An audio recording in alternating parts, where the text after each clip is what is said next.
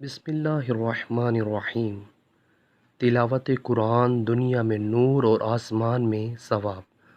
حضرت ابو ذر رضی اللہ تعالیٰ عنہ فرماتے ہیں کہ میں نے عرض کیا، یا رسول اللہ صلی اللہ علیہ وسلم، مجھے کچھ وصیت فرما دیں۔ حضور صلی اللہ علیہ وسلم نے ارشاد فرمایا، اللہ سے ڈرنے کو اپنے لیے ضروری سمجھو، کیونکہ یہ تمام کاموں کی جڑ ہے۔ میں نے عرض کیا، یا رسول اللہ صلی اللہ علیہ وسلم، کچھ اور وصیت فرما دیں۔